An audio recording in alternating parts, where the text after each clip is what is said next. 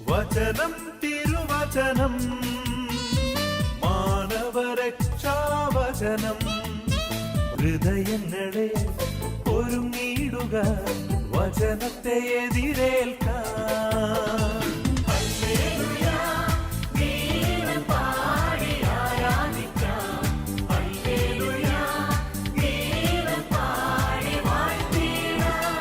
യേശുവിലെ സ്നേഹം നിറഞ്ഞ മാതാപിതാക്കന്മാരെ, യുവതിവാക്കളെ, കുട്ടികളെ, കുഞ്ഞുമക്കളെ, മനുഷ്യജീവിതത്തിൽ നമ്മൾ ആഗ്രഹിക്കുന്നത് എന്താണെന്ന് വെച്ചാൽ നമ്മുടെ ജീവിതത്തിൽ സാമ്പത്തിക മേഖലകൾ അനുഗ്രഹിക്കപ്പെടുവാൻ വേണ്ടിയാണ് ഓരോ മക്കളും പ്രാർത്ഥിക്കുന്നത്. വിവാഹം നടക്കാൻ വേണ്ടി പ്രാർത്ഥിക്കും, അല്ലെങ്കിൽ ജോലി കിട്ടാൻ വേണ്ടി പ്രാർത്ഥിക്കും, മക്കളുണ്ടാവാൻ വേണ്ടി പ്രാർത്ഥിക്കും, ഭവനം സ്ഥലം വാങ്ങാൻ വേണ്ടി പ്രാർത്ഥിക്കും, മക്കളെ പഠിപ്പിച്ച് നല്ല വിദ്യാഭ്യാസം കൊടുക്കുവാൻ വേണ്ടി A+ കിട്ടാൻ വേണ്ടി പ്രാർത്ഥിക്കും, പിന്നീട് അവർക്ക് പഠിച്ച് വിദേശത്ത് പോകാൻ വേണ്ടി പ്രാർത്ഥിക്കും, അല്ലെങ്കിൽ കേരളത്തിൽ തന്നെ ഒരു ജോലി കിട്ടുവാൻ വേണ്ടി പ്രാർത്ഥിക്കും. അങ്ങനെ സാമ്പത്തിക കാര്യങ്ങൾക്ക് വേണ്ടിയാണ് മനുഷ്യരായ നമ്മൾ ഓരോരുത്തരും ഏറ്റവും കൂടുതൽ പ്രാർത്ഥിക്കുന്നത് എന്ന് ഈശോയ്ക്ക് അറിയാം. അതുകൊണ്ടാണ് സുവിശേഷത്തിൽ ഈശോ പറയുകയാണ്, നിങ്ങൾ എന്ത് ഭക്ഷിക്കുമെന്നോ എന്താ പാനം ചെയ്യുമെന്നോ നിങ്ങൾ ആകുലപ്പെടേണ്ട, നിങ്ങൾ ആദ്യം അവിടുത്തെ രാജ്യവും അവിടുത്തെ നീതിയും അന്വേഷിക്കും. അവിടുത്തെ രാജ്യവും നീതിയും അന്വേഷിക്കും. അല്ലെങ്കിൽ ധ്യാന കേന്ദ്രങ്ങളിലേക്ക് കടന്നു വരുന്നത്, പ്രാർത്ഥനാലയങ്ങളിലേക്ക് കടന്നു വരുന്നത്, അല്ലെങ്കിൽ ദേവാലയങ്ങളിലേക്ക് കടന്നു വരുന്ന മക്കളുടെ എല്ലാവരുടെയും പ്രാർത്ഥന എന്താണെന്ന് വെച്ചാൽ, കർത്താവേ എൻ്റെ മോനെ അനുഗ്രഹിക്കണമേ, എൻ്റെ മോളെ അനുഗ്രഹിക്കണമേ, എൻ്റെ അപ്പനെ അനുഗ്രഹിക്കണമേ, എൻ്റെ അമ്മയെ അനുഗ്രഹിക്കണമേ, എൻ്റെ ജീവിത പങ്കാളിയെ അനുഗ്രഹിക്കണമേ എന്നുള്ള കാര്യമാണ്. അവർക്ക് ജോലി കിട്ടണം, പല വിധത്തിലുള്ള. ഇവിടെ ഈശോ പറയുന്നത്, നിങ്ങൾ എന്ത് ഭക്ഷിക്കുമെന്നോ എന്ത് പാനം ചെയ്യുമെന്നോ എന്ത് ജോലി കിട്ടുമെന്നോ എന്ത് പഠിപ്പിക്കണമെന്നോ എന്ത് ചെയ്യണമെന്നോ എവിടെ പോകണമെന്നല്ല നിങ്ങൾ അന്വേഷിക്കേണ്ടത്. ആദ്യം നിങ്ങൾ അന്വേഷിക്കേണ്ടത് എന്താണെന്ന് വെച്ചാൽ ദൈവത്തിൻ്റെ രാജ്യവും നീതിയുമാണ് അന്വേഷിക്കേണ്ടത്. ബാക്കിയെല്ലാം നിങ്ങൾക്ക് കൂട്ടിച്ചേർക്കപ്പെടും എന്ന് ഈശോ നമ്മെ പഠിപ്പിക്കുക. നമ്മൾ ഇത്രയും നാൾ പ്രാർത്ഥിച്ചിട്ട് നമ്മുടെ പ്രാർത്ഥനകളിൽ ഒരു മാറ്റവും വ്യത്യാസവും വരുന്നില്ലെങ്കിൽ, ജീവിതത്തിൽ ഒരു ക്രമവും ചിട്ടയും കടന്നു വരുന്നില്ലെങ്കിൽ, ഒരു അഭിവൃദ്ധി കടന്നു വരുന്നില്ലെങ്കിൽ, അല്ലെങ്കിൽ ഇങ്ങനെയൊക്കെ പോകുന്നുണ്ട്, കാര്യങ്ങളൊക്കെ നടക്കുന്നുണ്ട്, പക്ഷേ ആത്മീയമായിട്ട് ഉണർവില്ലെങ്കിൽ നമ്മുടെ പ്രാർത്ഥനയുടെ രീതികൾ ടോട്ടലി ചേഞ്ച് ചെയ്യണം. ദൈവം ആഗ്രഹിക്കുന്ന പ്രാർത്ഥനയല്ല, അല്ലെങ്കിൽ ദൈവം ആഗ്രഹിക്കുന്ന പ്രാർത്ഥനയല്ല. ഇവിടെ പ്രകാരം പറയുകയാണ്, നിങ്ങൾ എന്ത് ചെയ്യണം? ഒടുങ്ങാത്തതും നശിപ്പിക്കാത്തതുമായ നിക്ഷേപങ്ങൾ നിങ്ങൾ കൂട്ടിവെക്കാൻ. നമ്മൾ ഭൂമിയിൽ നിക്ഷേപം കൂട്ടിവെക്കുന്നത് എന്താണ്? സ്വർണ്ണമായിരിക്കും, വെള്ളിയായിരിക്കും, അല്ലെങ്കിൽ ഡയമണ്ട് ആയിരിക്കും, ഫിക്സഡ് ഡെപ്പോസിറ്റായും, എസ്റ്റേറ്റുകളായിരിക്കും, വാഹനങ്ങളായിരിക്കും. ഈശോ പറയുന്നതല്ല, നിങ്ങൾ ഒടുങ്ങാത്ത നിക്ഷേപം സ്വർഗത്തിൽ സംഭരിച്ച് വയ്ക്കുവിൻ, അത് ദൈവരാജ്യത്തിലേക്കുള്ള വഴിയാണ്. അല്ലെങ്കിൽ അതുകൊണ്ട് നമ്മൾ ഏറ്റവും കൂടുതൽ പ്രാർത്ഥിക്കേണ്ടത് ഏതാണെന്ന് ഇൻസ്റ്റിറ്റ്യൂട്ട് ജസ്റ്റിസ് എന്ന പുസ്തകത്തിൽ 226 പേജിൽ ഒരു പുരോഹിതനോട് പറയാം, നീ പുരോഹിതന്മാരുടെ ആത്മാക്കളുടെ നിത്യരക്ഷയ്ക്ക് വേണ്ടി നീ പ്രാർത്ഥിക്കുവിൻ. അല്ലേലിയ, അതിനുള്ള പ്രതിഫലം ഞാൻ നിനക്ക് തരും. അല്ലേലിയ, പുരോഹിതനോട് പറയാണ്, മറ്റുള്ള പുരോഹിതരുടെ ആത്മീയമായ അഭിവൃദ്ധിക്ക് വേണ്ടി, അല്ലെങ്കിൽ ദൈവരാജ്യത്തിൻ്റെ വിസ്തൃതിക്ക് വേണ്ടി, അവർ ശക്തമായിട്ട് തീരുന്നതിന് വേണ്ടി നീ പ്രാർത്ഥിക്കണം. അല്ലേലിയ, അതിനുള്ള പ്രതിഫലം ദൈവമായ കർത്താവ് പറയാം, നിനക്ക് ഞാൻ നൽകും. അല്ലേലിയ, എന്നെ അറിയാതെ, എന്നെ മനസ്സിലാക്കാതെ, സ്വന്തം കാര്യങ്ങൾ ചെയ്ത് സ്വന്തം രീതിയിൽ സ്വന്തം കഴിവുകൾ ഉപയോഗിച്ച് പ്രവർത്തിക്കുന്ന അനേകം വൈദികരുണ്ട്, അനേകം ആത്മായരുണ്ട്. പക്ഷേ അതല്ല ഞാൻ ആഗ്രഹിക്കുന്നത്. ഞാൻ നിന്നിലൂടെ പ്രവർത്തിക്കാൻ വേണ്ടി നീ നിൽക്കുക എന്നാണ്. നമുക്കറിയാം, മദർ തെരേസ്യ അതങ്ങനെയാണ് ചെയ്തത്. കാരണം കൈകളും കാലുകളും കണ്ണുകളും കർത്താവിന് വിട്ടു, കർത്താവിന് പ്രവർത്തിക്കാൻ വേണ്ടി വിട്ടുകൊടുത്തു. അല്ലെങ്കിൽ എവിടെ ഒരു ചേച്ചി വർഷങ്ങളായിട്ട് ഇവിടെ വരും, കൊഴിഞ്ഞാറ ഭാഗത്തുനിന്ന് വരുന്ന 2 ടീച്ചർമാരോട് പറയും, മക്കൾക്ക് വേണ്ടി പ്രാർത്ഥിക്കണം, ജോലിക്ക് വേണ്ടിയല്ല, അല്ലെങ്കിൽ മക്കൾ പഠിക്കാൻ വേണ്ടിയല്ല, പക്ഷേ ഇവിടെ ആത്മാക്കളെ രക്ഷയ്ക്ക് വേണ്ടി നിങ്ങൾ പ്രാർത്ഥിക്കണം. അല്ലെങ്കിൽ അപ്പോൾ അവർ ആ ദേശത്തിന് വേണ്ടി പ്രാർത്ഥിക്കണം, അവർ പഠിക്കുന്ന സ്കൂളിലെ വിദ്യാർത്ഥികൾക്ക് വേണ്ടി പ്രാർത്ഥിക്കണം, അതോടൊപ്പം തന്നെ കുടുംബത്തിന് വേണ്ടി, തലമുറയ്ക്ക് വേണ്ടി അവർ പ്രാർത്ഥിക്കാൻ തുടങ്ങി. മകൻ പറഞ്ഞു, അമ്മ ഈ പ്രാർത്ഥന നിർത്താൻ പറഞ്ഞു. അമ്മയുടെ പ്രാർത്ഥന എന്തായിരുന്നു? മകന് ജോലി കിട്ടാൻ വേണ്ടിയല്ല, മകൻ്റെ ആത്മാവിൻ്റെ നിത്യരക്ഷയ്ക്ക് വേണ്ടിയാണ്. അല്ലേലിയ, അവൻ പറയാം, അമ്മ പ്രാർത്ഥിക്കുന്നത് കൊണ്ടാണ് എല്ലാത്തിനെയും പ്രശ്നത്തെ. അമ്മ നിർത്തിയില്ല, അമ്മ നിരന്തരമായിട്ട് പ്രാർത്ഥിച്ചു, ശക്തമായിട്ട് പ്രാർത്ഥിച്ചു. എന്തുണ്ടായെന്ന് വെച്ചാൽ പള്ളിയിൽ അധികം പോകാതിരുന്ന മകൻ പള്ളിയിൽ പോകാൻ തുടങ്ങി. പള്ളിയിൽ പോകാൻ തുടങ്ങി, അവൻ പ്രാർത്ഥിക്കാൻ തുടങ്ങി. എല്ലാ ദിവസവും വിശുദ്ധ കുർബാന കണ്ടിട്ടാണ് അവൻ മറ്റുള്ള കാര്യങ്ങൾക്ക് പോവുള്ളൂ. അവൻ എനിക്ക് 34-35 വയസ്സിൽ കർത്താവ് അവൻ്റെ ജീവിതത്തിൽ ഇടപെട്ടു. അവന് ജോലി നൽകി കർത്താവ് അനുഗ്രഹിച്ചു. അവനിപ്പോൾ പറയാം, എൻ്റെ അമ്മയുടെ പ്രാർത്ഥന വഴിയായിട്ടാണ് ഞാനിന്ന് ആത്മീയ മേഖലയിൽ വളർന്നത്. അവൻ്റെ അമ്മ അല്ലെങ്കിൽ അവൻ ജോലി കിട്ടാൻ വേണ്ടി പ്രാർത്ഥിച്ചിരുന്നെങ്കിൽ ജോലി കിട്ടുമായിരുന്നു, പക്ഷെ അവൻ്റെ ആത്മാവിൻ്റെ നിത്യരക്ഷ നഷ്ടപ്പെടുമായിരുന്നു. നമ്മളെല്ലാവരും പ്രാർത്ഥിക്കുന്നത് അല്ലേലിയ. നിങ്ങളെ ദ്രോഹിക്കുന്ന മക്കളുടെ ആത്മാവിടെ രക്ഷയ്ക്ക് വേണ്ടി പ്രാർത്ഥിക്കുക. നിങ്ങളുടെ ജീവിത പങ്കാളിയുടെ ആത്മാവിടെ രക്ഷയ്ക്ക് വേണ്ടി പ്രാർത്ഥിക്കുക. ജീവിത പങ്കാളി അത്ര വിശ്വാസമില്ലാത്തവരാണ്, അല്ലെങ്കിൽ വിശുദ്ധിയിൽ ജീവിക്കാത്തവരാണ്, അല്ലെങ്കിൽ മദ്യപാനവും മയക്കുമരുന്നും അങ്ങനെയുള്ള മേഖലയാണ്, അല്ലെങ്കിൽ ഒരു ക്രമവും ചിട്ടയില്ല, വചനത്തിനനുസരിച്ചല്ല ജീവിക്കുന്നെങ്കിൽ എന്താ ചെയ്യേണ്ടതെന്ന് വെച്ചാൽ, അവൻ്റെ മദ്യപാനം മാറാൻ വേണ്ടിയല്ല പ്രാർത്ഥിക്കേണ്ടത്, ജോലി കിട്ടാൻ വേണ്ടിയല്ല പ്രാർത്ഥിക്കേണ്ടത്, അവൻ്റെ ആത്മാവിൻ്റെ നിത്യരക്ഷയ്ക്ക് വേണ്ടിയാണ് പ്രാർത്ഥിക്കേണ്ടത്. നിങ്ങളുടെ ജീവിത പങ്കാളിയുടെ ആത്മാവിൻ്റെ നിത്യരക്ഷയ്ക്ക് വേണ്ടി നിങ്ങൾ പ്രാർത്ഥിക്കാൻ ബാധ്യസ്ഥനാണ്. കാരണം എന്താണെന്ന് വെച്ചാൽ, നിങ്ങൾ 2 വ്യക്തികൾ കൂടുന്നതാണ് ഒന്ന്. അപ്പോൾ പകുതിയായിട്ട് സ്വർഗത്തിലേക്ക് പോകാൻ പറ്റില്ല. പോകുമ്പോൾ എന്ത് ചെയ്യണം? മുഴുവനും കൂടി കൊണ്ടുപോകണം. അല്ലെങ്കിൽ പത്രോസ് വയ്ക്കും, പകുതി എവിടെയാന്ന് വയ്ക്കും. അല്ലേലിയ. മക്കളെ പിന്നെയും വിട്ടാലും കുഴപ്പമില്ല, കാരണം ചോദിക്കുന്നത് നിങ്ങളുടെ പകുതിയാണ്. അപ്പോൾ ചിലപ്പോൾ ഒരു വിശ്വാസം ഇല്ലാത്തവനെ അതിന് കൂട്ടിച്ചേരണം. പൗലോസിലേക്ക് പറയുന്നുണ്ട്, വിശ്വാസം ഇല്ലാത്തവനെ വിശ്വാസമുള്ള വ്യക്തിക്ക് കൂട്ടിച്ചേർക്കുന്ന, അല്ലെങ്കിൽ അവരുടെ മക്കൾ അശുദ്ധരായിട്ട് തീരും. അശുദ്ധരായിട്ട് തീരാതിരിക്കാൻ വേണ്ടിയാണ് നന്നായിട്ട് പ്രാർത്ഥിക്കുന്ന ഒരു ചേട്ടനോ ചേച്ചിക്കോ നന്നായിട്ട് പ്രാർത്ഥിക്കാത്ത ഒരു ചേച്ചിയോ ചേട്ടനെയോ കൊടുക്കുന്നത്. പരിശുദ്ധാത്മാവ് പറയും, അല്ലെങ്കിൽ അവരുടെ മക്കൾ ജനിക്കുമ്പോൾ അതിലും അശുദ്ധരായിട്ട് മാറും. പരിശുദ്ധരായിട്ട് ജീവിക്കാൻ വേണ്ടിയാണ് പരിശുദ്ധരായ വ്യക്തികളെ പ്രാർത്ഥനയിൽ പിന്നോട്ട് പോകുന്ന വ്യക്തികൾ കൂട്ടിയിണക്കുന്നത്. അതുകൊണ്ട് റോമാക്കാർക്ക് എഴുതിയ ലേഖനത്തിൽ 14:17 പ്രകാരം പറയാണ്, ദൈവരാജ്യം എന്നാൽ ഭക്ഷണവും പാനീയവുമല്ല, നീതിയും സമാധാനവും പരിശുദ്ധാത്മാവിലുള്ള സന്തോഷവുമാണ്. നീതിക്ക് വേണ്ടി, സന്തോഷത്തിന് വേണ്ടി, പരിശുദ്ധാത്മാവിലുള്ള ഒരു ആനന്ദത്തിന് വേണ്ടിയാണ് ക്രൈസ്തവർ ജീവിക്കേണ്ടത്. അല്ലേലിയ. ഭക്ഷപാനീയങ്ങളല്ല. നമ്മുടെ കുട്ടികൾക്ക് ഏറ്റവും കൂടുതൽ നമ്മൾ കൊടുക്കുന്നത് ഭക്ഷണത്തോടുള്ള ആസക്തിയാണ്, അല്ലെങ്കിൽ വസ്ത്രത്തോടുള്ള ആസക്തിയാണ്, അല്ലെങ്കിൽ വസ്തുവകളോടുള്ള ആസക്തിയാണ്. ഇവിടെ പറഞ്ഞു വയ്ക്കുകയാണ്, റോമാക്കാർക്ക് എഴുതിയ ലേഖനത്തിൽ പൗലോസിലേക്ക് പറയാണ്, ദൈവരാജ്യം എന്നാൽ ഭക്ഷണവും പാനീയവുമല്ല, പ്രത്യുത നീതിയും സമാധാനവും പരിശുദ്ധാത്മാവിലുള്ള വലിയ സന്തോഷവുമാണ്. നിങ്ങൾ ഏതെങ്കിലും ഒരു വ്യക്തികൾക്ക് ഭക്ഷണം കൊടുത്തിട്ട് അവർ ആത്മീയമായിട്ട് വളർന്നിട്ടുണ്ടോ? നിങ്ങൾ പണം കൊടുത്തിട്ട് ഏതെങ്കിലും വ്യക്തി, നിങ്ങൾ പണം കൊടുത്ത് ഒരു മനുഷ്യനെ രക്ഷിക്കാൻ നോക്കിയാൽ രക്ഷപ്പെട്ടില്ല. അല്ലേലിയ. വസ്ത്രം കൊടുത്തോ ഭക്ഷണം കൊടുത്തോ രക്ഷപ്പെടാൻ നോക്കില്ല. കത്തോലിക്ക സഭ പല കാര്യങ്ങളും ചെയ്യുന്നുണ്ട്. ഇപ്പോൾ വീട് വെച്ച് കൊടുക്കുന്നു, വീട് വെച്ച് കുറേ നാൾ കഴിയുമ്പോൾ അവൻ വീട് വിൽക്കുക. എന്നാൽ വീട് വയ്ക്കാൻ വരുന്ന, വീടിന് അപേക്ഷ ഇരുന്നവരെല്ലാവരെയും കൂട്ടിയിട്ട് ധ്യാനം അങ്ങോട്ട് നടത്തി. വരുമോ? ആരെങ്കിലും വരുമോ? സ്കോളർഷിപ്പിന് വേണ്ടി അപേക്ഷിക്കുന്ന എല്ലാവരോടും ഒരു പറയും, ഒരു ദിവസത്തെ ധ്യാനം കൂടാൻ പറയാം. കൂടുമോ? കൂടില്ല. വീട് എന്തുകൊണ്ടാണ് വിൽക്കുന്നു എന്ന് വെച്ചാൽ അവനൊറ്റ കാര്യമുള്ളൂ, ആ വീടിൻ്റെ പണത പൈസ അവൻ്റേതല്ല. ആണോ? നമ്മൾ സ്കോളർഷിപ്പിന് വേണ്ടി കൊടുക്കുന്നു, അല്ലെങ്കിൽ സംഭാവന കൊടുക്കുന്ന പൈസ അത് എന്തുകൊണ്ടാണ് അവൻ ദുർവിനിയോഗിക്കുന്നതെന്ന് വെച്ചാൽ അതിൻ്റെ വില അവന് തിരിച്ചറിയില്ല. ദൈവത്തെക്കുറിച്ച് അറിയുമ്പോഴാണ് നമുക്ക് നൽകുന്ന കൃപകളെക്കുറിച്ചുള്ള വില അറിയുന്നത്. അല്ലേലിയ. വിലകൾ ഞാനിവിടെ ഓർക്കാണ് വേണ്ട. നമുക്ക് കുരിശിൻ്റെ വടിയിൽ 12ാമത്തെ സ്ഥലമുണ്ട്. 12ാമത്തെ സ്ഥലം പഴയ പ്രാർത്ഥനയിലാണ്, പുതിയ സ്ലീവാപാതയിലല്ല. പഴയ പ്രാർത്ഥനയിൽ 12ാമത്തെ സ്ഥലത്ത് പ്രകാരമാണ് ഈശോ മിശിഹ വസ്ത്രമില്ലാതെയും ഭക്ഷണമില്ലാതെയും കഴിയുമ്പോൾ ഇപ്രകാരം പറയാണ്, വസ്ത്രത്തോടുള്ള ആസക്തി നമ്മെ ക്രിസ്തുവിൽ നിന്നും അകറ്റുന്നു. ഒന്ന് വായിക്കാമോ? ഞങ്ങളുടെ പാപങ്ങൾക്ക് പരിഹാര ബലിയായി തീർന്ന മിശിഹായെ ഗാഗുൽത്ത മലയിൽ വെച്ച് ക്രൂരസേവകന്മാർ അങ്ങയുടെ വസ്ത്രങ്ങൾ ബലമായിട്ട് ഉരിഞ്ഞു. ഇന്ന് പിള്ളേർക്ക് വസ്ത്രം ബലമായിട്ട് ഉരിയണ്ട, അവർ തന്നെ കട്ട് ചെയ്തിട്ടിട്ട് എടുക്കുക. വ്യത്യാസമുണ്ടോ? പ്രാർത്ഥനകൾ തമ്മിൽ, പ്രാർത്ഥനയും പ്രവൃത്തിയും തമ്മിൽ ഉണ്ടോ?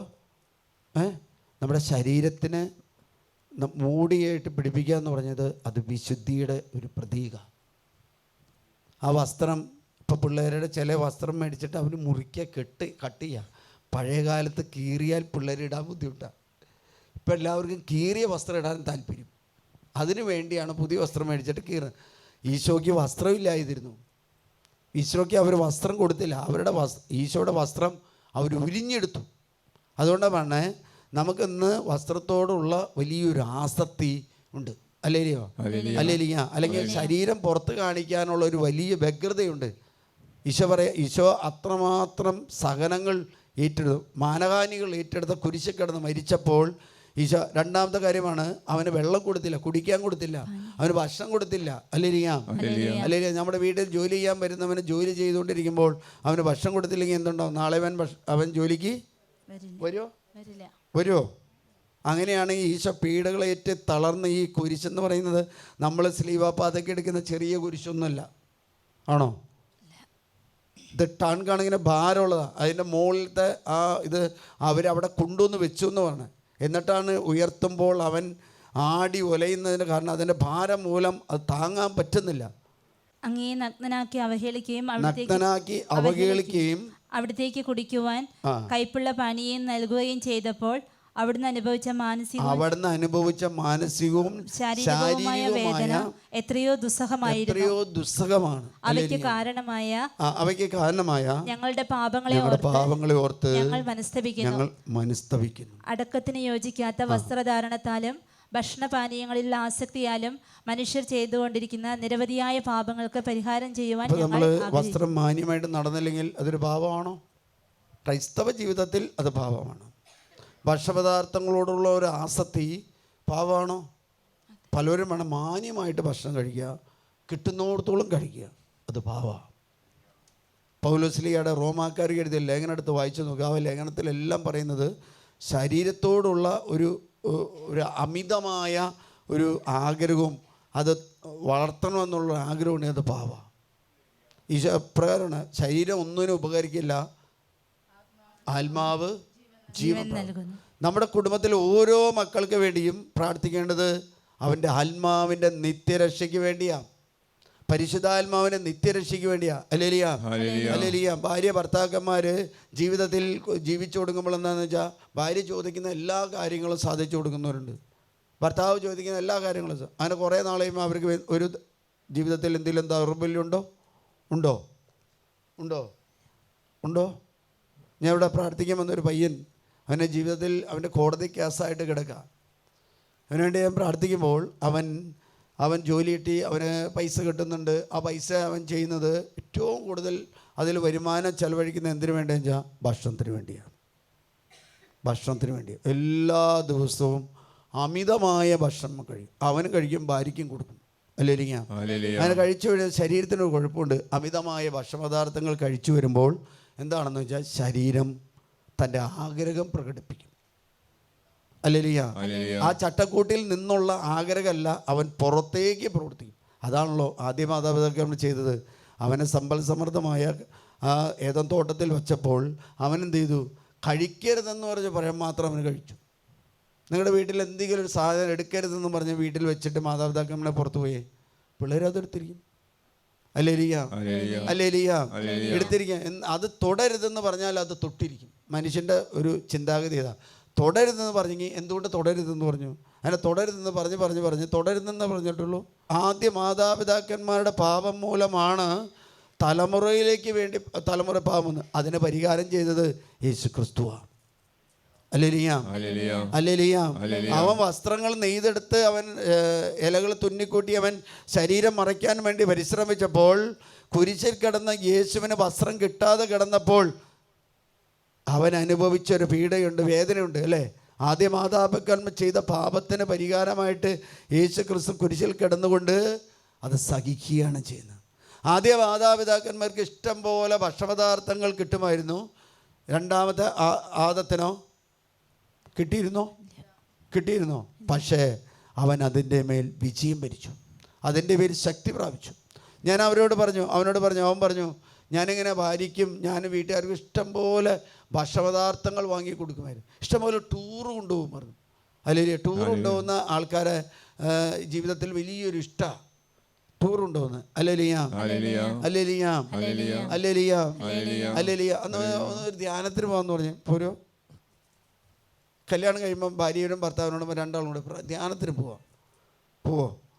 ധ്യാനത്തിന് പോയില്ലെങ്കിലും പറയാണ് നമുക്കൊരു മലേഷ്യക്ക് ഒരു ഹണിമൂണിന് പോകാമെന്ന് പറഞ്ഞാൽ അത് അങ്ങനെയുള്ള കാര്യങ്ങൾക്ക് എല്ലാം ഇതാണെങ്കിൽ ഈശോ പറയാം ഒറ്റ കാര്യം പറഞ്ഞേ, സ്വർഗരാജ്യം എന്നാൽ നീതിയും സമാധാനവും പരിശുദ്ധാത്മാവിലുള്ള സന്തോഷമാണ്.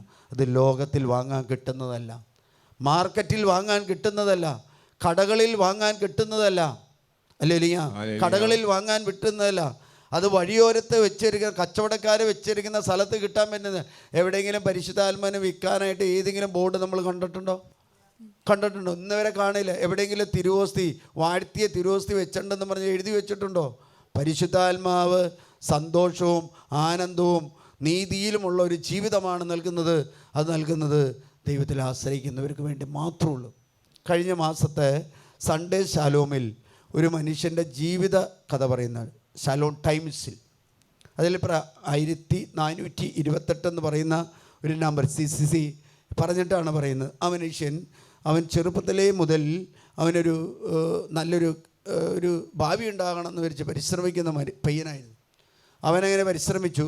അവനങ്ങനെ കൊച്ചു ചെറുപ്പത്തിലെ തന്നെ അവൻ മദ്യപാനത്തിന് അടിമപ്പെട്ടു. വീണ്ടും മയക്കുമരുന്നിന് അടിമപ്പെട്ടു. 18 വയസ്സിന് മുമ്പേ തന്നെ മയക്കുമരുന്നിന് അടിമപ്പെട്ടു, മദ്യപാനത്തിന് അടിമപ്പെട്ടു. അവൻ്റെ ജോലി കക്കലായിരുന്നു. അല്ലേലിയാം. അങ്ങനെ അവൻ്റെ വലിയൊരു ടൗണിലെത്തി. ആ ടൗണിൽ ഡേവിഡ് എന്ന് പറയുന്ന ഒരു പയ്യനാണ്. ആ ടൗണിലെത്തി. അപ്പോൾ അവന് ഗിത്താർ കിട്ടി. ആ ഗിത്താർ ഉപയോഗിച്ച് അവൻ പഠിക്കാൻ തുടങ്ങി. അങ്ങനെ ഹോളിവുഡ് താരമായിട്ട് മാറി. ഹോളിവുഡ് താരമായിട്ട് 10, 19, 20 വയസ്സ് തിരിയുമ്പോഴേക്കും അവനൊരു വിവാഹം ചെയ്യാതെ തന്നെ പല കാമുകിമാരുണ്ടായിരുന്നു.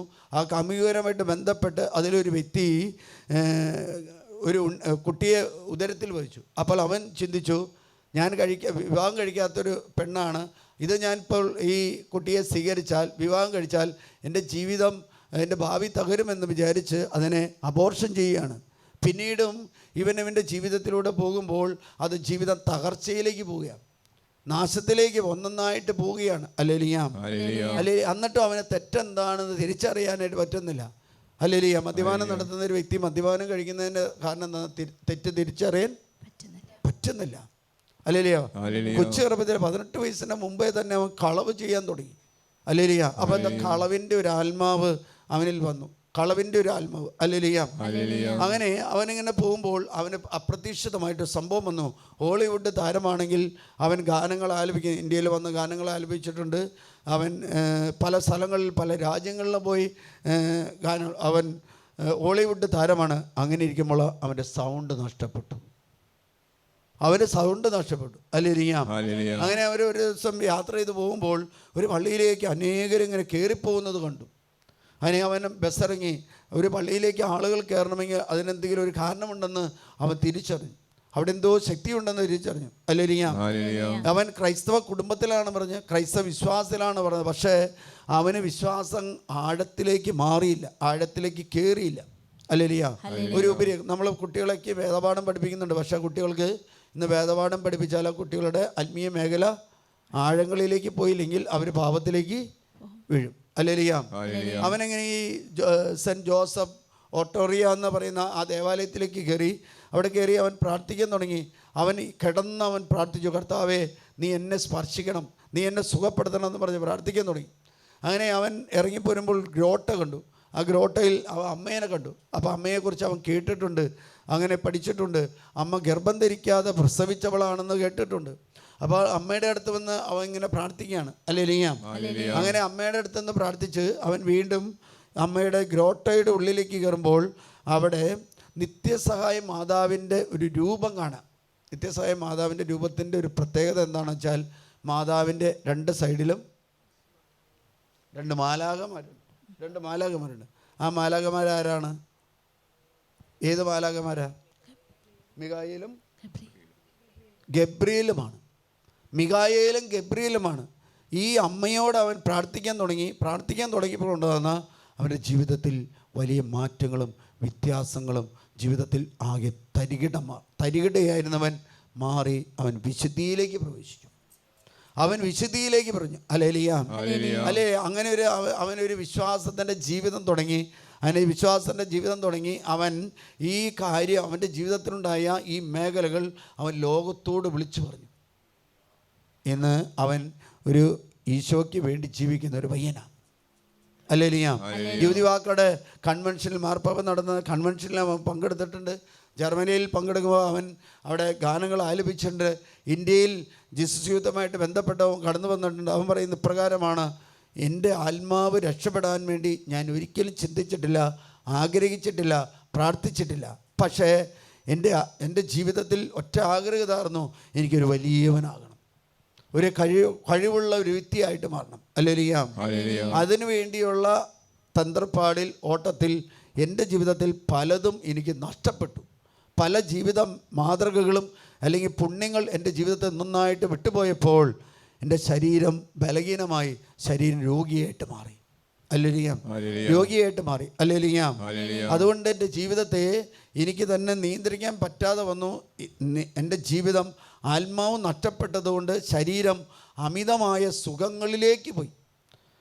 ഭൂലോകത്തിൻ്റെ വിജയരാജ്ഞി എന്ന പുസ്തകത്തിൽ പ്രകാരം പറയുന്നുണ്ട്, ആത്മാവ് നഷ്ടപ്പെടുന്നത് എപ്പോഴാണെന്ന് ഞാൻ നമ്മുടെ ശരീരം അമിതമായ സുഖ സൗകര്യങ്ങൾ ആഗ്രഹിക്കുമ്പോൾ ആത്മാവ് നഷ്ടപ്പെടുമെന്ന് കാര്യങ്ങൾ പരിശുദ്ധമായി വെളിപ്പെടുത്തിരുന്ന കാര്യങ്ങളിൽ ആദ്യത്തെ കാര്യത. ഹല്ലേലൂയ.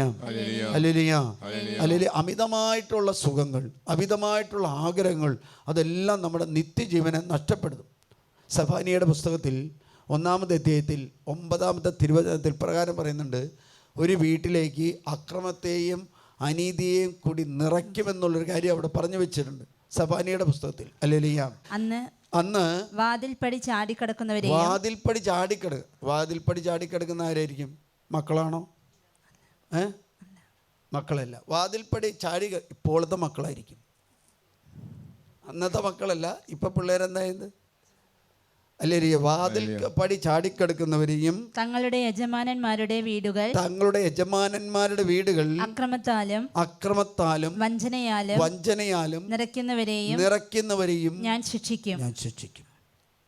വിശ്വാസമില്ലാതെ, വിശുദ്ധിയില്ലാതെ നമ്മുടെ വീടുകൾ കുത്തി നിറയ്ക്കാൻ ആഗ്രഹിക്കുന്ന യുവതിവാക്കളോ, ദമ്പതികളോ, കുടുംബാംഗങ്ങളോ, മാതാപിതാക്കന്മാരോ, മക്കളോ, ആരായാലും കർത്താവ് പറയാണ്, അവരെ ഞാൻ ശിക്ഷിക്കും.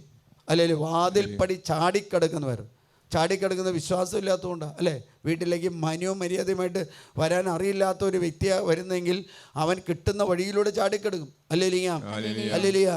ഹല്ലേലൂയ. വീണ്ടും പറയാണ്, എന്താ? അവൻ വഞ്ചനയാലും അക്രമത്താലും അവൻ നിറയ്ക്കും, അവരെ ഞാൻ ശിക്ഷിക്കും. വീണ്ടും പറയാണ്, അന്ന് മത്സ്യകവാടത്തിൽ നിന്ന് ഒരു വിലാപവും നഗരത്തിന്റെ അതായത് ചന്തസ്ഥലത്ത് അലഞ്ഞു നടക്കുന്ന മക്കളെ കുറിച്ചൊരു വലിയ വിലാപം അന്ന് കേൾക്കാനായിട്ട് ഇടവരും. ഹല്ലേലൂയ. അന്ന് മത്സ്യകവാടത്തിൽ നിന്ന് ഒരു വിലാപവും നഗരത്തിന്റെ പുതിയ ഭാഗത്തു നിന്ന് മുറവിളിയും ഉയരും.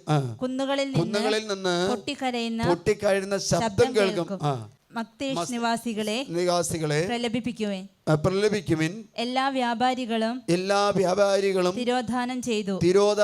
വെള്ളി തൂക്കുന്നവർ വിച്ഛേദിക്കപ്പെട്ടിരിക്കുന്നു. അന്ന് ഞാൻ ജെറുസലേമിനെ വിളക്കുമായി വന്ന് പരിശോധിക്കും. നമ്മുടെ കുടുംബത്തിൽ ഓരോ വ്യക്തികളെയും കർത്താവ് വിളക്കുമായി വന്ന് പരിശോധിക്കുമെന്നുള്ള കാര്യം പറഞ്ഞു, അല്ലേ? ആണോ? നമ്മുടെ വീടുകൾ വിശ്വാസികളുടെ വീടുകൾ കുത്തി നിറയ്ക്കാൻ മക്കൾ ഉപയോഗിക്കുന്ന കാര്യങ്ങൾ വെച്ച് അവരെ കർത്താവ് പരിശോധിക്കുന്നു മാത്രമല്ല, അവരെ ശിക്ഷിക്കും.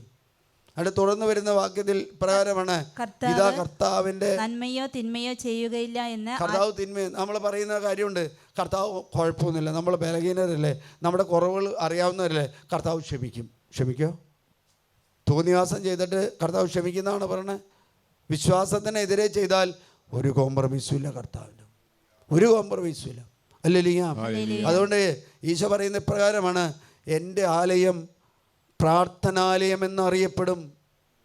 അത് നിങ്ങൾ കച്ചവടക്കാരുടെ ഗുഹയാക്കി മാറ്റിയിരുന്നു. ആലയം എന്ന് പറയുന്നത് അല്ലെങ്കിൽ ദേവാലയം, ഭവനം എന്ന് പറയുന്ന 2 വാക്കുകളാണ് ഈശോ ഉപയോഗിക്കുന്നത്. മത്തായിയുടെ സുവിശേഷത്തിൽ ഭവനം എന്നാണ് ഉപയോഗിക്കുന്നതെങ്കിൽ മർക്കോസിൻ്റെ സുവിശേഷത്തിലാണോ എനിക്ക് ആലയം എന്നാണ് ഉപയോഗിക്കുന്നത്. ആലയം എന്ന് പറഞ്ഞാൽ ദൈവത്തിൻ്റെ വാസസ്ഥലമാണ്, ദൈവം ഇരിക്കുന്ന ഇരിപ്പിടമാണ്. ഹല്ലേലൂയ. ഒരു ദേവാലയത്തിൽ കർത്താവിൻ്റെ വസ്ത്രാഞ്ജല കിടക്കുന്നത്. വസ്ത്രാഞ്ജലം എന്ന് പറഞ്ഞു കഴിഞ്ഞാൽ അതിവിശുദ്ധ സ്ഥലത്ത് നിന്ന് ഈ വസ്ത്രാഞ്ജലം ദേവാലയം മുഴുവനും നിറഞ്ഞു നിൽക്കുക. Hallelujah, hallelujah. നമുക്ക് കഞ്ചിക്കോട് റാണി ചേച്ചിക്ക് കൊടുത്തേക്കുന്ന ആ സന്ദേശത്തിൽ കൃത്യമായിട്ട് പറയുന്നു, ദേവാലയം എന്ന് പറയുന്ന ദൈവത്തിൻ്റെ വസ്ത്രാലയം കൊണ്ട് നിറഞ്ഞു നിൽക്കുന്ന സ്ഥലം. അതിവിശുദ്ധ സ്ഥലവും വിശുദ്ധ സ്ഥലവും. ഞാൻ നിൽക്കുന്ന അതിവിശുദ്ധ സ്ഥലമാണെങ്കിൽ നിങ്ങൾ നിൽക്കുന്ന സ്ഥലം വിശുദ്ധ സ്ഥലമാണ്. Hallelujah, hallelujah. എന്ന് ഒരു പുരോഹിത ശ്രേഷ്ഠൻ വന്ന് നമ്മൾ പണിത ഒരു ദേവാലയം വെഞ്ചരിച്ച് ദൈവത്തിന് സമർപ്പിച്ചോ അന്ന് മുതൽ അത് കർത്താവിൻ്റെ വാസസ്ഥലമാണ്. എന്നൊരു വ്യക്തി മാമുദീസ സ്വീകരിച്ചോ, എന്നൊരു വ്യക്തി സൈലലേമൻ സ്വീകരിച്ചോ അന്ന് മുതൽ അവൻ്റെ ജീവിതം പരിശുദ്ധാത്മാവിൻ്റെ വാസസ്ഥലമാണ്. അവിടെ ക്രയവിക്രയം ചെയ്യാൻ പാടില്ല, അവിടെ മോഷ്ടിക്കാൻ പാടില്ല, അവിടെ മറ്റുള്ള മദ്യപാനോ മയക്ക് വരുന്നോ പുകവലിയോ ഒരു കാര്യം ചെയ്താൽ ദൈവം അത് പരിഹരിക്കാതെ ഒരു മോക്ഷപ്രാപ്തി കിട്ടില്ല. Hallelujah, hallelujah, hallelujah. യോഹന്നാന്റെ സുവിശേഷം വരുമ്പോൾ ഇപ്രകാരം പറഞ്ഞത്, നിങ്ങൾ ഈ ദേവാലയം നശിപ്പിക്കുക, ഞാൻ 3 ദിവസത്തിൻ്റെ ഉള്ളിൽ അത് പുനരുദ്ധരിക്കും. 3 ദിവസത്തിൻ്റെ ഉള്ളിൽ അത് പുനരുദ്ധരിക്കും. ഹല്ലേലൂയ. എന്നിട്ട് അപ്പസ്തലൻ പറയുന്നുണ്ട്, തൻ്റെ ശരീരമാകുന്ന ആലയത്തെക്കുറിച്ചാണ് ഈശോ പറഞ്ഞതെന്ന് ഈശോ ദാനം ചെയ്ത് കഴിഞ്ഞപ്പോൾ മനസ്സിലായി. കാരണം 46 സംവത്സരം എടുത്ത ഒരു ദേവാലയം 3 ദിവസം കൊണ്ട് പണിത് ഒരുത്തമാണ്. 46 സംവത്സരം എടുത്ത്. സ്നേഹമുള്ളവർ, പരിശുദ്ധാത്മാവിൻ്റെ ആലയമാണ് നമ്മുടെ പരിശുദ്ധാത്മാ ഭവനമാണ്. അതുകൊണ്ട് നിങ്ങൾ ഇപ്പോൾ ചെയ്തുകൊണ്ടിരുന്ന പ്രാർത്ഥന രീതികൾ നിങ്ങൾ മാറ്റണം. ഹല്ലേലൂയ. മക്കളുടെ മാനസാന്തരത്തിന് വേണ്ടി, മക്കളുടെ പരിശുദ്ധാത്മാവിൻ്റെ നിത്യജീവിതം. അതായത് പല ആത്മാക്കളുണ്ട്. യോഹന്നാൻ്റെ റോമാക്കാർക്ക് എഴുതിയ ലേഖനത്തിൽ പ്രകാരമുണ്ട്, കൊരിന്തോസുകാർക്ക് പല ആത്മാക്കൾ, പല ശരീരങ്ങളുണ്ട്. നമ്മളെ ശരീരങ്ങളെയല്ല ഉദ്ദേശിക്കുന്നത്. ആത്മാവ് ശക്തി പ്രാപിച്ചാൽ ശരീരം വിശുദ്ധമാകും. ആത്മാവ് കൃപയുള്ളതാണെങ്കിൽ ശരീരം വിശുദ്ധമായിരിക്കും, അല്ലേ? ആത്മാവ് ശുദ്ധമാണല്ലോ. പൗലോസ്ലീഹ പറഞ്ഞ സ്വർഗീയ ശരീരമുണ്ട്, ആത്മീയ ശരീരമുണ്ട്, ഭൗതിക ശരീരമുണ്ട്. ഹല്ലേലൂയ. സ്വർഗീയ ശരീരങ്ങളെ കുറിച്ച് സ്വർഗത്തിലേക്കുള്ള ഭൗമിക കാര്യം, ആത്മീയ പല മേഖലയിലും പല രീതിയിലുള്ള ശരീരമുണ്ടെന്ന് പൗലോസ്ലീഹ പറയുന്നുണ്ട്. Hallelujah, hallelujah. എഴുന്നേറ്റ് നിൽക്കുക. നിങ്ങൾ ശക്തരാണെങ്കിൽ നിങ്ങളെ കീഴ്പ്പെടുത്താൻ ഒരു ശത്രുവിനും പറ്റില്ല. നിങ്ങളുടെ ആലയം ശക്തമാണെങ്കിൽ ആ ആലയത്തിൽ കയറാൻ ഒരു ശത്രുവിന് പറ്റില്ല. യെശയ്യാ പ്രവാചകന്റെ പുസ്തകം 22-ാമത്തെ ഇപ്രകാരം പറയാണ്, അന്ന് എൻ്റെ ദാസനും എൽക്കയുടെ പുത്രനുമായി എലാക്കിമിനെ ഞാൻ വിളിക്കും, എൻ്റെ അങ്കിയും അരപ്പട്ടിയും അവനെ ഞാൻ ധരിപ്പിക്കും. എന്താണെന്നറിയുമോ? അങ്കിയും അരപ്പട്ടിയും അധികാരത്തിൻ്റെ ചെങ്കോലുകളാണ്. സ്നേഹമുള്ളവർ, ഒരു വ്യക്തിയെ, 2 മാതാപിതാക്കന്മാരിൽ ജനിച്ചൊരു വ്യക്തിയെ ഈശോ മാമോദീസ കൊടുത്തു കഴിയുമ്പോൾ, ഈശോയുടെ മാമോദീസ സ്വീകരിക്കുമ്പോൾ അവൻ്റെ ശരീരം അങ്കിയും അരപ്പട്ടിയും ധരിക്കുക. അവനെന്തിനു വേണ്ടിയാണ്? യുദ്ധം ചെയ്യാനുള്ള പോരാളിയാണ്. ഹല്ലേലൂയ. വീണ്ടും പറയാണ്, നിൻ്റെ അധികാരം അവൻ്റെ കരങ്ങളിൽ ഞാൻ ഏൽപ്പിക്കും. നമ്മുടെ ശരീരം പരിശുദ്ധാത്മാവിൻ്റെ വാസസ്ഥലമാകണം. ഇതിനെ തോൽപ്പിക്കാൻ പറ്റുമോ? അല്ലേ? വീണ്ടും പറയാണ്, ജെറുസലേം നിവാസികൾക്കും യൂദാ ഭവനത്തിനും അവൻ പിതാവായിരിക്കും. വീണ്ടും പറയാണ്, ദാവീദ് ഭവനത്തിൻ്റെ താക്കോൽ അവൻ്റെ തൂളിൽ ഞാൻ വെച്ചു കൊടുക്കും. അവൻ തുറന്നാൽ ആരും അടയ്ക്കുകയോ അവൻ അടച്ചാൽ ആരും തുറക്കുകയില്ല. എല്ലാവരും പേടിച്ചിരിക്കുന്ന ഒരു കാലഘട്ടത്തിലാണ്. പേടിച്ചിരിക്കുന്നതിൻ്റെ കാരണം എന്താ? നമ്മളിലുള്ള ശക്തി, നമ്മളിലുള്ള കൃപകൾ നമുക്ക് തിരിച്ചറിയാൻ, പക്ഷെ ശത്രുവിനെ തിരിച്ചറിയാം, അക്രൈസ്തവർക്ക് തിരിച്ചറിയാം. നമ്മുടെ പള്ളിയിൽ നമ്മുടെ ദേവാലയങ്ങൾ കയറി നശിപ്പിക്കുന്നതിൻ്റെ കാരണം, അല്ലെങ്കിൽ പള്ളിയിൽ കയറി വിശുദ്ധ കുർബാന നടക്കുമ്പോൾ പോലും അവരുടേതായ പ്രാർത്ഥന നടത്തിയിട്ട് പോകുന്നതിൻ്റെ കാരണം എന്താണെന്ന് വെച്ചാൽ, ക്രൈസ്തവൻ്റെ ശക്തി തിരിച്ചറിയാവുന്നത് അക്രൈസ്തവർക്കാണ്. ക്രിസ്തുവിൻ്റെ ശക്തി തിരിച്ചറിയാൻ പറ്റുന്നത് ക്രൈസ്തവനല്ല, പിശാചിനാണ്. ആണോ? അല്ലേ? ഒരു വാഴ്ത്തിയ തിരുവോസ്തി ഒരു ബ്ലാക്ക് മാസ്കാരൻ്റെ കൊണ്ടുപോയി കൊടുത്താൽ അവൻ പറയും, ഇത് വാഴ്ത്തിയതാണോ വാഴ്ത്താത്തതാണെന്നോ? വാഴ്ത്തിയ തിരുവോസ്തി അറിയാത്ത വിധത്തിൽ വാഴ്ത്തിയ അച്ഛൻ്റെ അടുത്ത് കൊണ്ടുപോയി കൊടുത്താൽ അറിയില്ല. അറിയില്ല, തിരിച്ചറിയാൻ പറ്റില്ല. ബ്ലാക്ക് മാസ് തന്നെ അറിയാം ഇത് ഓസ്തി വാഴ്ത്തിയതാണ്. കാരണം എന്താ? അതിൽ നിന്നൊരു പവർ വരുമ്പോൾ അവൻ്റെ പവറിനെ നിർവീര്യമാക്കും. Hallelujah, hallelujah. നമുക്കറിയാം ആലപ്പുഴയിലുണ്ടായ കുട്ടികൾ, ദേവാലയത്തിൽ പോകുന്ന കുട്ടികൾ ഓസ്തി കൊണ്ടുപോയി വിറ്റു. അതവർ കണ്ടപ്പോൾ തിരിച്ചറിഞ്ഞു ഓസ്തിയിൽ ജീവനില്ല. ജീവനുള്ള ഓസ്തി തിരിച്ചറിയുന്നത് പിശാചാണ്. ജീവനുള്ള ഓസ്തി തിരിച്ചറിയുന്നത് സാത്താനാണ്. കണ്ണുകളടയ്ക്കുക. നീ സ്വീകരിക്കുന്ന ഈ വിശുദ്ധ കുർബാന ലോകത്തിലുള്ള ശക്തികളെക്കാളും വലിയ ശക്തിയാണ്. നിൻ്റെ ഉള്ളിലേക്ക് വരുന്ന പരിശുദ്ധാത്മാവ്, നിൻ്റെ ഉള്ളിലേക്ക് വരുന്ന യേശുവിൻ്റെ ശരീരം നിന്നെ ഈ ലോകത്തിൽ രക്ഷിക്കാൻ പറ്റുന്ന ഏറ്റവും വലിയ ശക്തിയാണ്. മറ്റൊരു ശക്തിക്ക് നിന്നെ രക്ഷിക്കാൻ പറ്റില്ല. മറ്റൊരു ശക്തിക്കോ മറ്റൊരു കൃപകൾക്കോ നിന്നെ രക്ഷിക്കാൻ പറ്റില്ല. കണ്ണുകളടയ്ക്കുക. അതുകൊണ്ടാണ് യോഹന്നാനിലെ നിൻ്റെ ഉള്ളിലുള്ളവൻ ലോകത്തിലുള്ളവനേക്കാളും വലിയവനാണ്.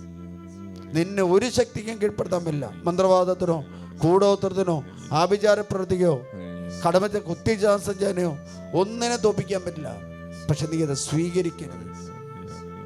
ഭക്ഷപദാർത്ഥത്തോടുള്ള അമിതമായ ആഗ്രഹം ഉണ്ടെങ്കിൽ ശരീരത്തിൻ്റെ വിശുദ്ധിയാണ് നഷ്ടപ്പെടുന്നത്, ശരീരത്തിൻ്റെ കൃപയാണ് നഷ്ടപ്പെടുന്നത്. ഒപ്പം ഏതെങ്കിലും ദേവീ ദേവന്മാർക്ക് അർപ്പിച്ച ബലിവസ്തുവാണ് ഹലാൽ ഭക്ഷണമാണെങ്കിൽ നീ കഴിക്കാൻ പാടില്ല. അത് മറ്റൊരു ദേവൻ അർപ്പിച്ച ബലിവസ്തുവാണ്. ഇഫ്താറിലോ അല്ലെങ്കിൽ അങ്ങനെ ഷവർമയോ കുഴിമന്തിയോ മറ്റാചാരങ്ങൾ ചെയ്ത വസ്തുക്കളാണെങ്കിൽ നീ ഇത് സ്വീകരിക്കാൻ പാടില്ല. നിൻ്റെ ഉള്ളിലുള്ള ദൈവത്തിൻ്റെ പരിശുദ്ധാത്മാവിനെ നഷ്ടപ്പെടുന്നത് ഭക്ഷപദാർത്ഥങ്ങളും വസ്ത്രങ്ങളുമാണെങ്കിൽ, അതോടൊപ്പം തന്നെ മറ്റ് ദേവന്മാരെ പ്രവർത്തിച്ച വസ്തുക്കളാണെങ്കിൽ അത് നിൻ്റെ ശക്തിയെ ബ്ലോക്ക് ചെയ്ത് നിർവീര്യമാക്കും. കണ്ണുകളടയ്ക്കുക, കരങ്ങളൊന്നുയർത്തുക, എലാക്കമിനെ വിളിക്കുക, എൻ്റെ അങ്കിയും അരപ്പട്ടയും അവനെ ധരിപ്പിക്കുക. എൻ്റെ അധികാരം ഇതാ അവൻ്റെ കരങ്ങളിലേക്ക് വിട്ടുകൊടുക്കുന്നു. യൂദാ ഭവനത്തിൻ്റെ മേലും ജെറൂസലേം ഭവനത്തിൻ്റെ മേലും അവൻ പിതാവായിരിക്കും, അധികാരി. പിതാവെന്ന് പറഞ്ഞാൽ അധികാരിയായിരിക്കും. കണ്ണുകളടച്ച് കരങ്ങളൊന്ന് ഉയർത്തി ഒന്ന് വിളിക്കട്ടെ. എൻ്റെ ദൈവമേ, എന്നിലേക്ക് അങ്ങ് ശക്തി ഇറങ്ങി വരുമ്പോൾ എന്നെ നീ വിശുദ്ധീകരിക്കണമേ. അതുകൊണ്ടാണ് വിശുദ്ധ കുർബാന സ്വീകരിച്ചു കഴിയുമ്പോൾ 10-15 മിനിറ്റ് നീ കർത്താവിനെ ആരാധിക്കണമെന്ന് പറയുന്നത്. നിന്റെ ശരീരത്തെ വിശുദ്ധീകരിക്കുന്ന നിമിഷങ്ങളാണ്, നിന്റെ ശരീരത്തെ മാറ്റുന്ന നിമിഷങ്ങളാണ്, നിന്റെ ശരീരത്തെ ദൈവിക സ്വർഗീയ ശരീരമാക്കി മാറ്റുന്ന നിമിഷങ്ങളാണ്. വിശുദ്ധ കുർബാന സ്വീകരിച്ചുള്ള 15 നിമിഷങ്ങൾ ഈശോ ചെയ്യുന്ന ഏറ്റവും വലിയ പ്രവൃത്തി നിന്നിലുള്ള ബലഹീനതയെ, നിന്നിലുള്ള കുറവുകളെ വിശുദ്ധീകരിച്ച് ശക്തരായിട്ട് മാറ്റുകയാണ്.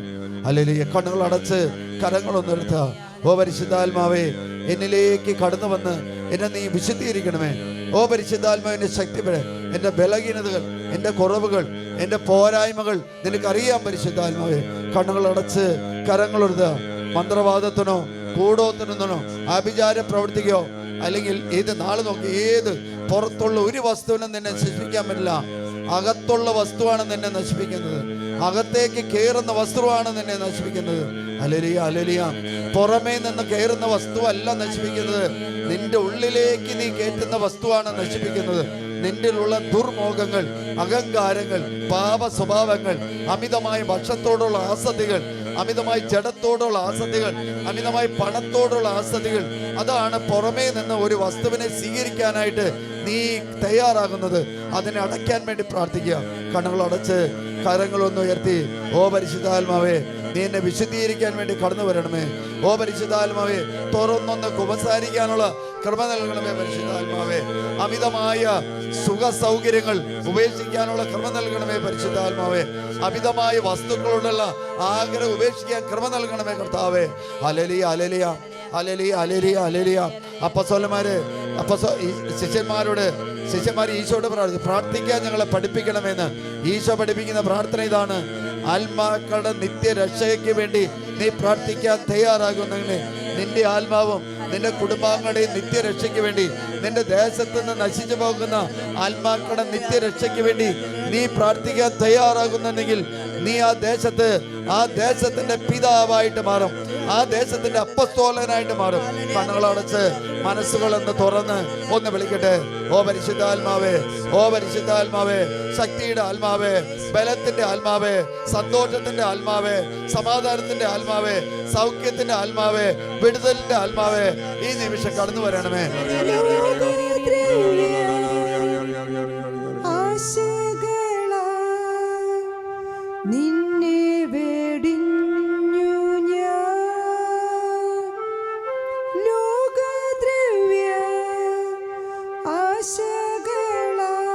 കൈകൾ കൂപ്പി നിൻ